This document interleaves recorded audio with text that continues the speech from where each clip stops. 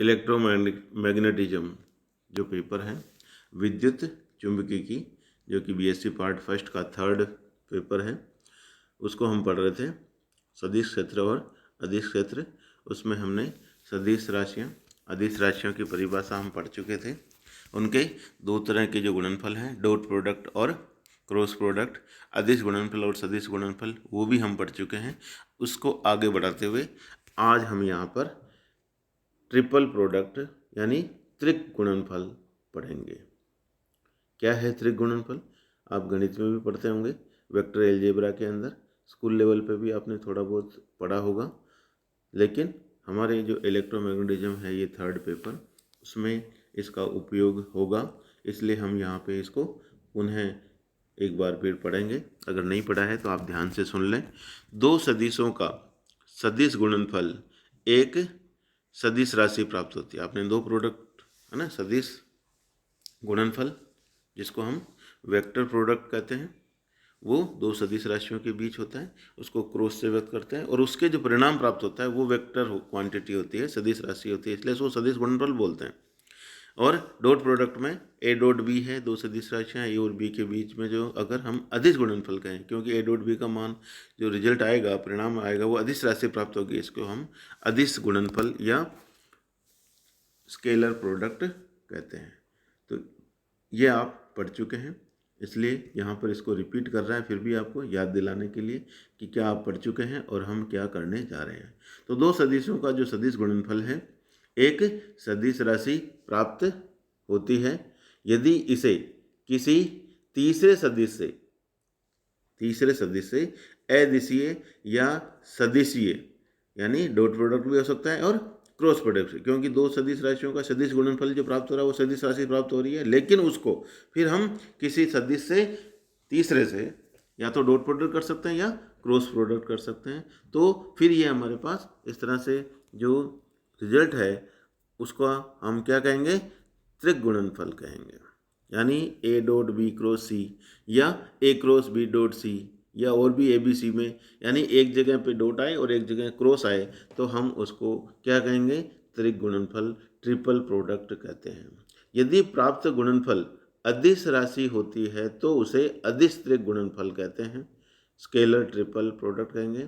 तो ए dot B cross सी या ए cross B dot C, इसमें हमेशा अदिश राशि प्राप्त होगी, क्योंकि एक बार क्रॉस प्रोडक्ट है उससे जो रिजल्ट आएगा सदिश राशि आएगी, लेकिन दूसरे के साथ जब डॉट प्रोडक्ट करेंगे तो वो अदिश राशि आएगी। इसलिए ये गुणनफल हमारे पास जो भी प्राप्त होगा वो स्केलर ट्रिपल प्रोडक्ट कराएगा। लेकिन ए बी सी 3 है और उनके बीच में जो गुणनफल है दोनों ही क्रॉस प्रोडक्ट है, ए क्रॉस बी क्रॉस सी, ठीक है।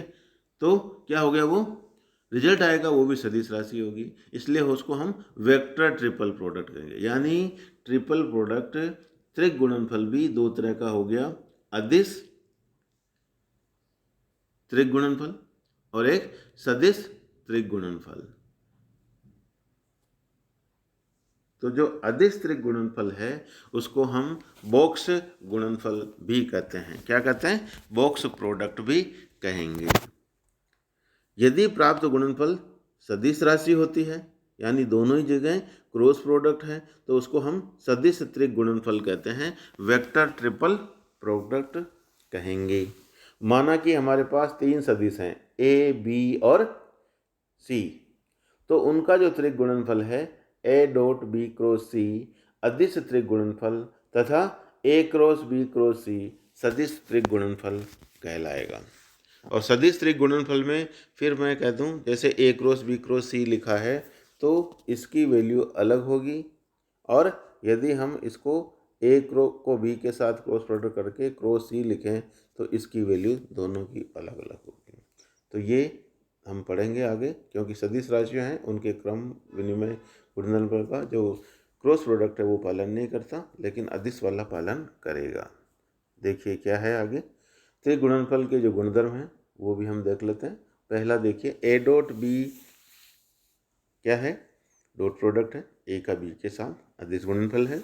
उसको तीसरे सदिश यदि जो सी है उसके सिंपल गुणा कर रहे हैं, यानी ए डॉट बी के साथ सी को गुणा कर रहे हैं और इसमें कहीं भी डॉट प्रोडक्ट नहीं आ रहा है, इन दोनों के बीच में न तो डॉट है न क्रॉस है, ठीक है। तो अगर हम b को c के साथ करें और इनको a के साथ गुणा करें तो ये कह रहा है इनका ये न तो डॉट प्रोडक्ट है न क्रॉस प्रोडक्ट है, तो क्रम विनिमय गुणधर्म का पालन नहीं करेगा। ठीक है। दूसरा क्या है, a dot B cross C और ये b dot C cross a ये आपस में बराबर होंगे।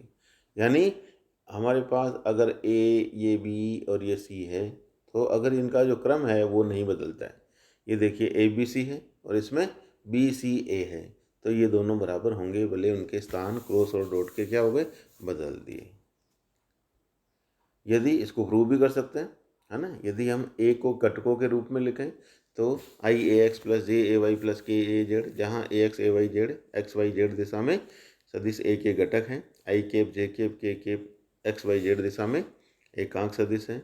b को भी इसी तरह से घटकों के रूप में लिखें और c को भी यदि घटकों के रूप में लिखें तो हमारे पास a cross a dot B cross c को हम इस तरह से लिख सकते हैं और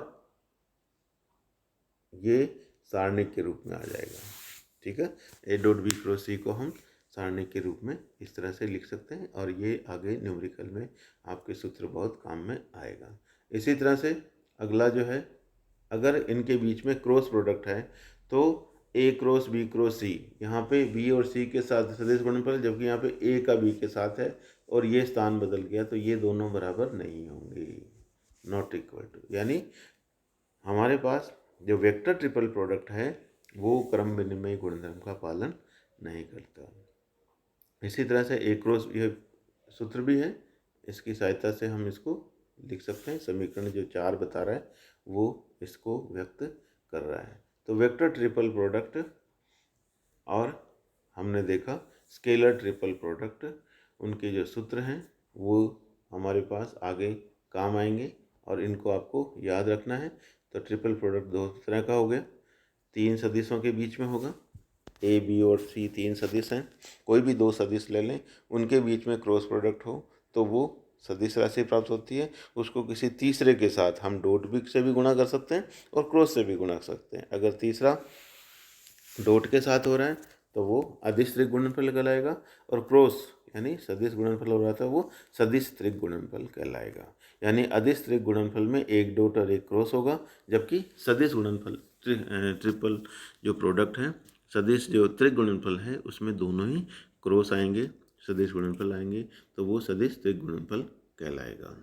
बहुत इंपॉर्टेंट चीज़ है ये, एग्जाम में छोटा क्वेश्चन आता है 3 नंबर का, लेकिन आपको इसका अगर न्यूमेरिकल आता है तो वो भी 3 नंबर का आता है।